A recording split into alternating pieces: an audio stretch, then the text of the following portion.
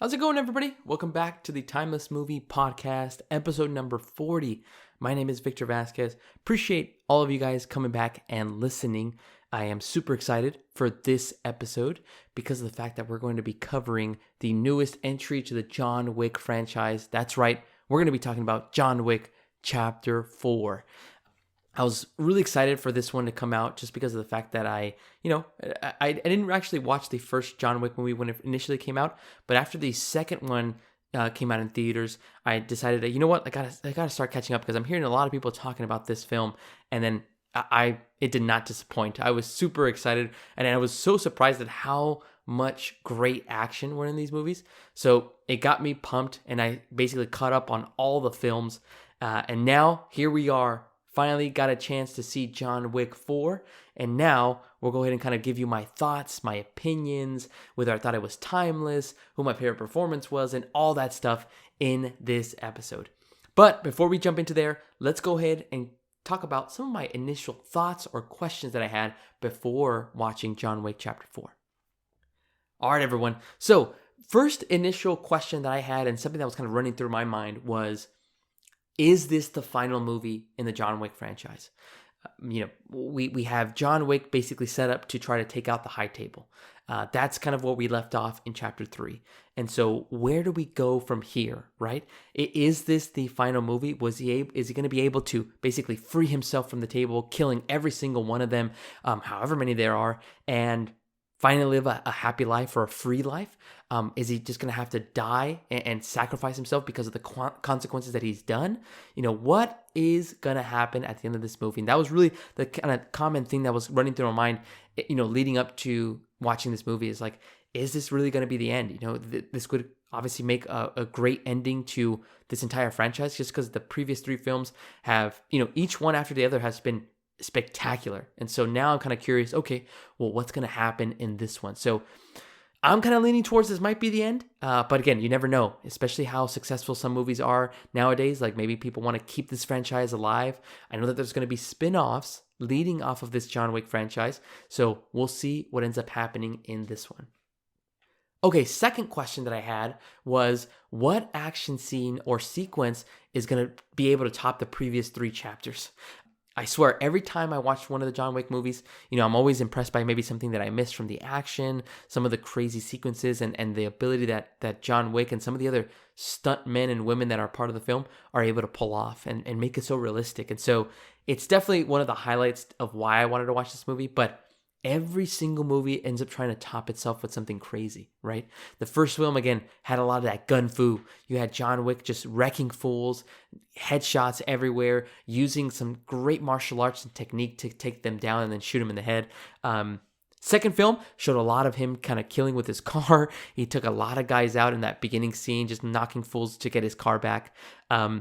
And then in the third film, you had Halle Berry's character with her dogs, and then you had them kind of attacking and wrecking fools in the Moroccan Continental. So again, every film has kind of added another element that's trying to top itself to show, hey, we're the standard of action movies, right? And stunt choreography. And what was going to be that scene in this film, right? What sequence was going to blow everybody's mind and just make it go, holy crap, this is incredible what I'm watching. So maybe I'm setting myself up for failure because of my expectations, but I'm really hoping that there's something really crazy that goes on in this John Wick Chapter 4 film. Okay, and then last but not least, my final question that I was kind of contemplating after watching John Wick Chapter 3 was, what was Winston's role going to be in this film? He ends up shooting, spoiler warning for anybody that has not seen Chapter 3 of John Wick, but he ends up shooting John Wick off of the Continental in New York to prove his honor to the table, to prove that he is still working for and is under the table, but he really just wanted to get his power back as manager of the Continental. But I think he knew that he wasn't purposely trying to kill John. He knew that he had that kind of Kevlar suit, and he just wanted to kind of show, like, hey, I did what I had to do to show my fealty to the table. And so now what is his role going to be in this film, right?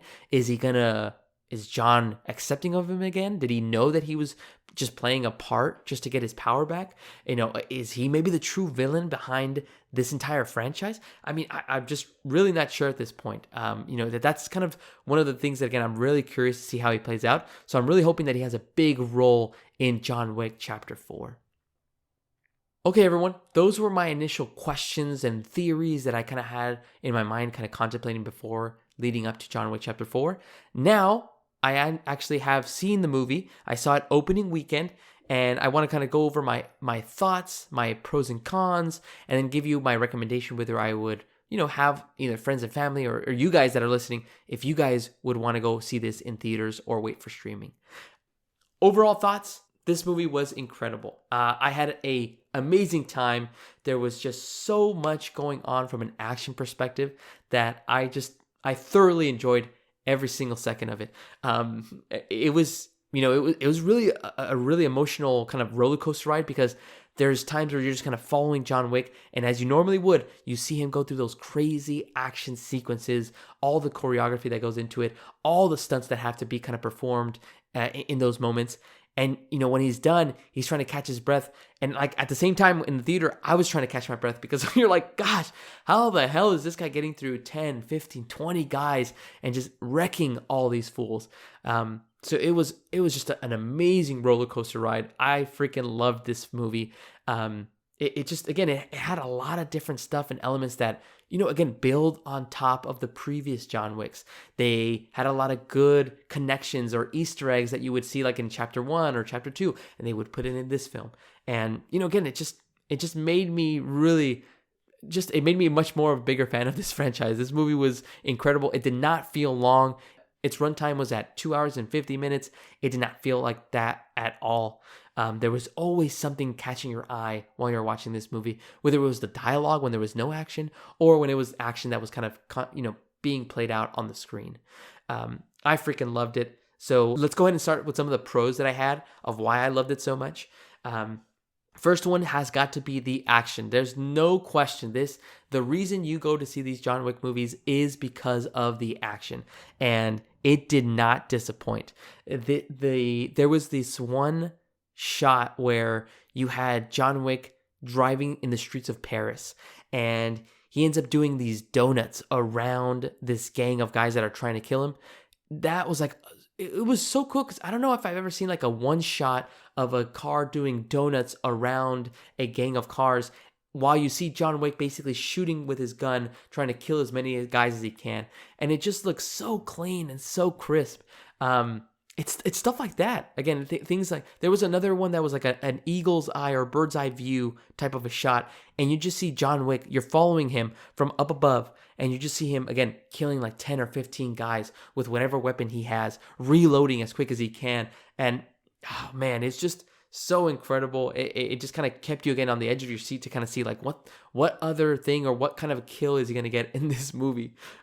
So I definitely got to say that, man, the action in this one does not disappoint. It delivers. It exceeds a lot of what we've seen in the other John Wick films. And I really loved how they kind of portrayed the different types of choreography, and again, made it look realistic. That's, I think, what a lot of different action movies, even in superhero films, I'll say this, in a lot of superhero films, the choreography, again, could be great, but sometimes they cut too much. They cut the camera too many times. And in these films of the John Wick franchise, there's very minimal cuts in the action. You just see a continuous shot, and you see John Wick just either performing these different types of roles, then headshots, or you see him kind of perform these different types of stunts with nunchucks. It's like an elegant art you're seeing like that, because it's so rare to see action performed in that kind of a way where there's not a lot of camera cuts. It was beautiful. I freaking loved it. Second pro for me was the side characters that were portrayed in this film. I thought, and I could be wrong, but I really thought that the side characters that were portrayed in John Wick Chapter 4 was probably some of the best kind of highlights than some of the side characters that were in the previous films.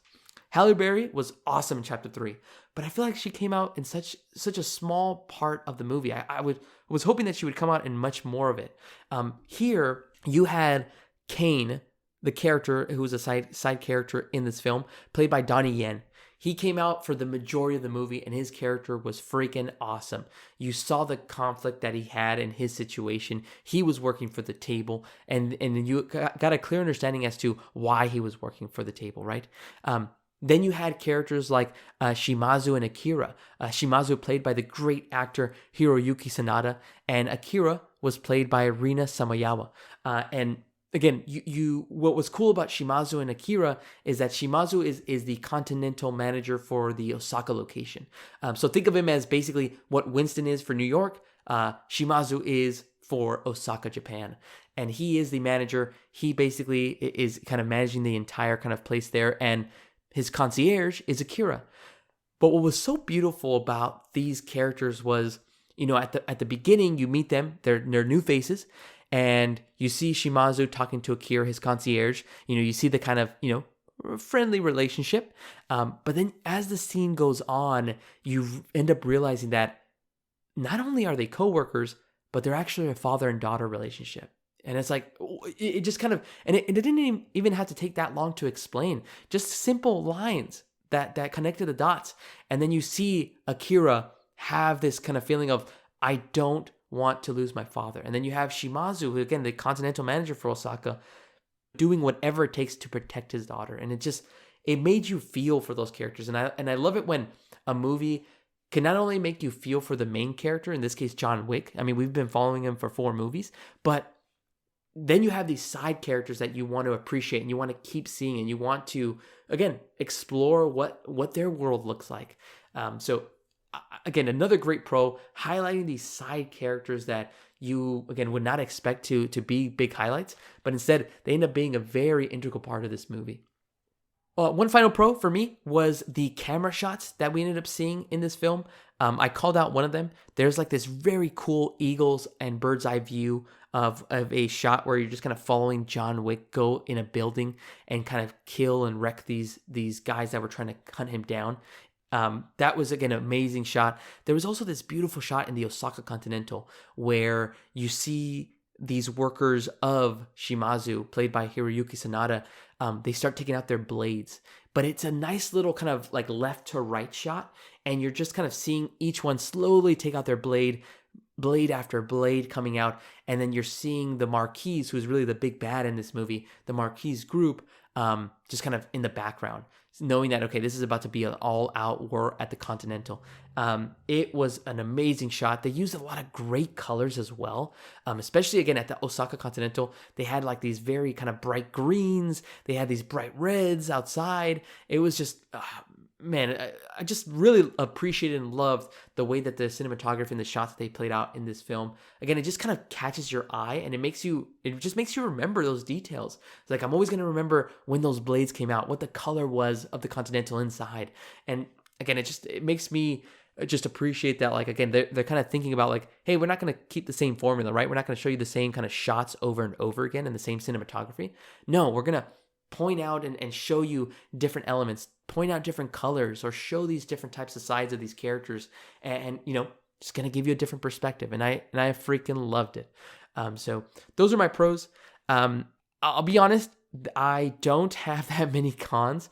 I'm not saying that this movie is perfect, right? To me, it's not a 10 out of 10, but it's definitely up there. There's not a lot to really, for me, after watching the movie, and I did watch it twice, so that'll probably give you an insight as to what I thought about this movie and what we might anticipate seeing in the later segment. But I will say that if I had to pinpoint one little detail, it's probably the body damage that is absorbed by John Wick's character, if that makes sense. And I'll describe it. There's scenes where John Wick gets hit by moving cars. And I'm not just talking about cars that are moving very slowly. I'm talking about cars that are moving like 25, 30, 40 miles an hour. You see him get hit with those shots, and he's not just like walking it off and brushing it off. No, you could see him take the pain. It takes him a while to kind of walk it off, and then he kind of just starts, walking normal again. But there's another scene where he jumps out of a 4-story building, and he crashes onto a car into the street, and you're like, how does this guy not have a broken bone or a fracture in his body? That's just unreal. Like, how is that possible? And so I would say that that's probably my only small nitpick. is the body damage that he's taking is just incredible. I mean, I know that his suits are Kevlar suits that block bullets, but I don't know anything about him absorbing so much of the damage. But again, that's probably one of my small nitpicks. Again, that doesn't change anything about my love for this movie. This one was incredible. It just, again, like I mentioned, builds up to a lot of what the previous films have shown in the John Wick franchise and just adds more and more characters and more layers as well.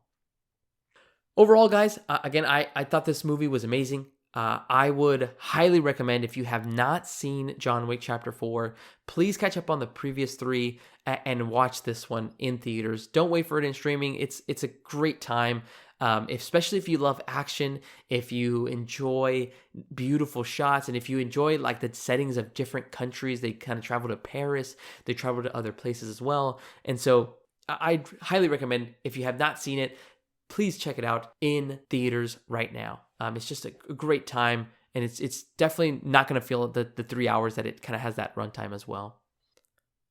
All right, everybody, now that we've talked about my overall thoughts, my pros and cons, now I want to jump into my favorite performance of the film.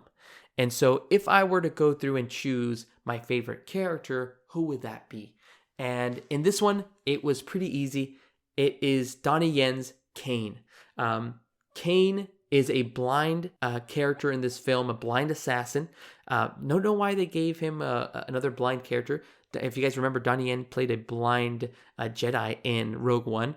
So now he's blind here as well. But that does not change the fact of how he performed his role. My goodness, man, this guy was so cool. John Wick is probably the coolest character, obviously, in this franchise. It makes sense. He's the title character. But if you couldn't choose John Wick, Kane is next up. This guy was cool as a cucumber. Anytime he walked into the room or was in a scene, my eyes were always stuck on him because of like the different mannerisms that he had. He would kind of like either smile or give like a slight little smirk, or he'd always be doing something, and it was just so fun to watch. But what made me appreciate his character more was that he, again, spent a lot of the time in the film coming out in different scenes, and they also explored a little bit about his character. Why is he working for the table? What do they have on him that makes him have to kill different characters in this movie? And they explain it. If he doesn't help the table will then kill his daughter. And again, just simple lines like that kind of tell you, okay, there's the conflict. Even though he kind of shows, that conflict and friction in himself as well. There's times where he's like, I can't kill John Wick. He's an old friend. And then he's like, well, let me remind you that we have your daughter. And if you want to see her again, well, then you better take down this name. And so then you see him like, again, kind of just like, God damn it. And you kind of just go through and you can, even though that doesn't stop him from killing people, you can see again that there's this area in his mind where he's like trying to battle himself. Like, damn it, like I don't really want to do this, but I have to because I care more about my daughter. And there's a cool line that they describe him as. He's a character that he has something to live for. He has something to die for, and he has something to kill for. And that was like such a great line that they kind of described for Donnie Yen's character in Kane. And to the fact that he had some of the funniest lines in this movie. There was a scene where, spoiler warning for anybody that has not seen it, but there was a scene where like you had a character kind of talking to him, and then he just, as he's trying to give him some type of a pep talk, he says, fuck off. And it just like came out of nowhere. Everybody in my theater at least was laughing. It was hilarious. And so easily my favorite performance in this entire movie was Donnie Yen's character in Kane.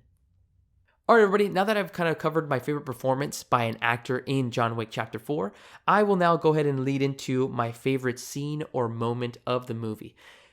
This one is going to be tough because I'll be honest, I had about 3 or 4 of my favorite moments in this movie. There was so many to choose from, but if I had to really choose one, I'm going to go ahead and basically choose the moment where John Wick is in Paris and he comes into a abandoned building.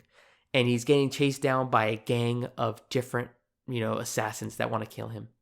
There's a shot where for 2 minutes straight, I think maybe a minute and a half, 2 minutes, I might be exaggerating, but for 2 minutes straight, the camera goes from being next to John, and then it kind of goes all the way to the top to a bird's eye view, and it follows John for 2 minutes straight as he kills about 10 to 15 guys. It was amazing. I love that shot. Like, it was, again, that's kind of what I was talking about at the beginning, where, what can they do differently from an action perspective that hasn't been done before? I don't think, and you guys can correct me in the comments, maybe I'm wrong, but in the previous John Wick movies, I don't think I've seen anybody go from like a bird's eye view and then follow them for one continuous shot as they're performing kind of stunt choreography and different types of action sequences. I don't remember seeing that. And when I saw this here, like that, it was just so cool. In the moment, I was just kind of looking at my brother and my girlfriend. I'm like, oh, like, I can't believe, like, that's so cool. Like, such a genius shot to kind of by the director and the film team to kind of just, again, show something different, highlight them kind of, again, from a different perspective. And you just see John Wick just, again, wrecking fools like crazy, the Baba Yaga, the boogeyman. And again, it was a beautiful shot. I freaking loved it. And that was probably my favorite moment out of the many that I had. But definitely, if I had to choose one that I want to rewatch, it's that specific scene. Mostly because of the fact, again, I don't know why I have this love for long one-take shots where you're just seeing a lot of things going on in this specific moment. You have a lot of actors and actresses kind of in the background, and in this case, you're having a lot of sequences with action and where a lot of things could go wrong, but everything looks so clean and crisp. So great job by the team. That was probably my favorite moment of the movie.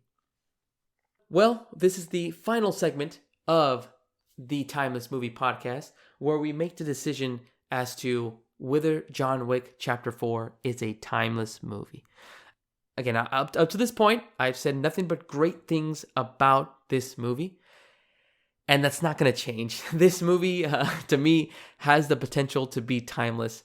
If I had to choose, it's tough to choose between the 4 John Wick movies, just because, again, they all have their own unique kind of takes and their own kind of, flavors. They're all action, obviously, but, sometimes the first one I think is always going to be up there with me as one of the best action movies. It was just so different. Again, it really started off that, no cutting in the action sequences, right? All the stunts were real. And this one is no different. And so to me, again, I consider this one a timeless movie. I can definitely see myself rewatching it. Again, the 3-hour runtime is not bad for me at all. I love it. That just means that there's more action packed into it. And even the moments when there's no action, when you have, again, you have characters in Shimazu and Akira at the Continental in Osaka, when you have characters like Kane, when you have characters like John Wick talking to Winston or to the Bowery King and Lawrence Fishburne, even in those moments where there's no action and there's little dialogue, you appreciate it even more. And so, again, I thought this movie was for me a home run. It hit me in the right spots, and I appreciated every single moment. Again, even if you listen back to it again, I didn't have that many cons. I don't think there was a lot of things or flaws that this movie had. Again, maybe when I look back at it or watch other people's reviews, maybe I'll kind of pinpoint like, yeah, like that. Oh, you know what? That kind of makes sense. Or like, yeah, that may be a plot hole in some way. But as of this moment, I've watched this movie twice. Might watch it a third time. I don't know. But this movie was, again, a great time. And so far, I know that it's only March, and I've already watched a couple of films in this 2023 year. But I think so far, this is probably my favorite movie of the year. Definitely still more movies to come, but I can at least say that this is number one, and we'll see what other movie can knock it off as the year goes on. Well, everybody, thank you so much for staying this long and listening. I appreciate you. Let me know your thoughts down below on John Wick Chapter 4. If you've gotten a chance to see it, what were your thoughts? Did you like it as much as I did? Did you think it was probably the best action that you've seen? Or do you think some of the other John Wick films, or maybe another film in general, had better action than this? Let me know your thoughts below, and also let me know if you thought this movie was timeless. My name is Victor Vasquez. This has been episode number 40 of the Timeless Movie Podcast. Thank you so much, everybody, for listening. And make sure to tune in next week as we talk about a new film that I'll catch in theaters and decide whether it is timeless. All right, everybody, have a great rest of your week. Thanks.